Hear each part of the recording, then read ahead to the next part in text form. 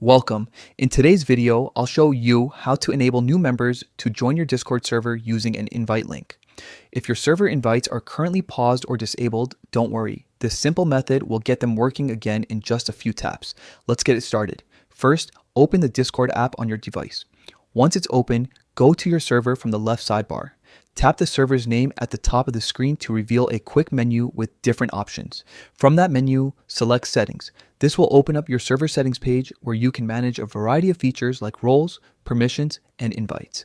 Now, scroll down until you find the Invites option. Tap on it to open the invite settings. Here you'll see a button called Pause Invites. If this option is currently enabled, that means new people can't join your server using an invite link. To fix that, tap on Pause Invites. You'll see a toggle switch that controls this feature. Simply toggle off the Pause Invite as option to allow new members to join again. Before leaving this screen, make sure to save your changes so the update takes effect.